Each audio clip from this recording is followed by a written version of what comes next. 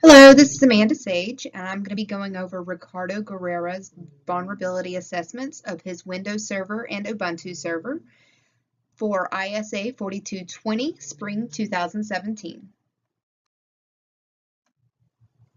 Alrighty, I'm going to go over the tools that were used to complete the vulnerability assessment.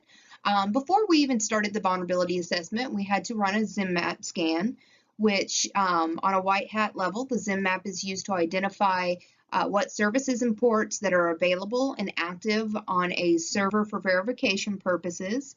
On a black hat level, ZimMap is actually used to identify what services and ports are available and active so they may be exploited by that threat agent. For the Nessus scan, which is a vulnerability scanner, on a white hat level, Nessus is used to identify what vulnerabilities are present so that the vulnerabilities may be remediated. On a black hat level, Nessus is used to identify what vulnerabilities are present so that those vulnerabilities may be exploited by the threat agent. So both these tools can be used for good purposes and both tools can be used for bad purposes. I'm going to go a little bit more in depth into the ZimMap scan that verified the services and ports that were to be offered before we implemented the Nessus vulnerability scan. Both of Mr. Guerra's Windows Server and Ubuntu servers were both up and active. The Windows firewall was properly configured. The IIS service was up with HTTP port 80, HTTPS port 443, SMTP port 465, and DNS port 53. In my findings, SMTP port 25 was not open, but it was open on the secure port 465. For the Ubuntu server, IP tables was installed and properly configured. AppArmor was installed and properly configured. Apache service was properly installed, running HTTP on port 80 and HTTPS on port 443. The DevCode service was properly installed, running POP3 port 110 and IMAP port 143. The postfix service was installed and running with SMTP port 25. The bind service was running with the DNS port 53.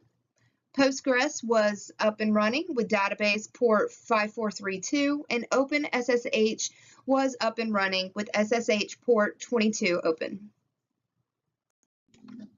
Alrighty, I'm going to go over the security issues that were identified and assessed in the Nessus vulnerability scan. For the Windows server, we were to assess the operating system, firewall, HTTP, HTTPS, SMTP, and DNS services.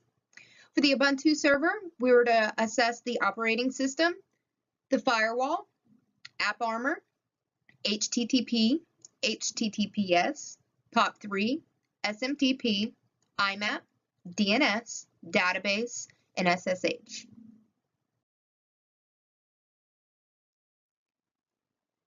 Before I move on to the Nessus vulnerability scan details and results for the Windows server and the Ubuntu servers, I wanted to address the vulnerability ranking scale. Starting from lowest to the most critical ranking vulnerabilities, low ranking vulnerabilities are unlikely to be exploited. Based on the vulnerability, further action may not be required. Medium ranking vulnerabilities are susceptible to being exploited at some point. Medium ranking vulnerabilities are not as severe as critical and high ranking vulnerabilities, but must be addressed and resolved. High ranking vulnerabilities are highly likely to be exploited. High ranking vulnerabilities need to be addressed and resolved as soon as possible. The most critical of vulnerabilities are at an extremely high risk of being exploited. Critical ranking vulnerabilities need to be addressed and resolved immediately.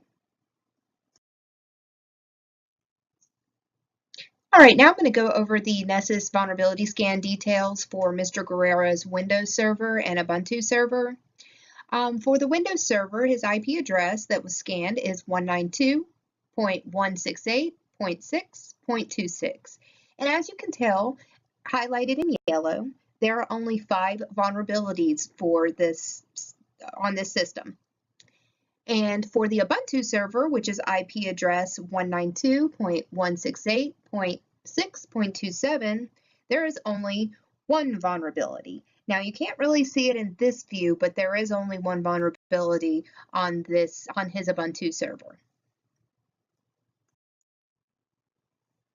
All right, upon the Nessus scan for the Windows server, there were 4 vulnerabilities discovered on HTTPS port 443 and 1 vulnerability found on DNS port 53.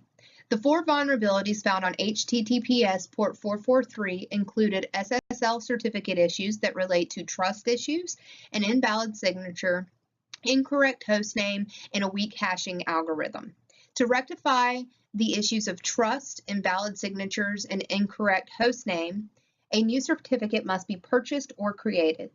If these issues are not addressed, they can lead to a man-in-the-middle attack that allows the attacker to alter communications between the user and the website or server.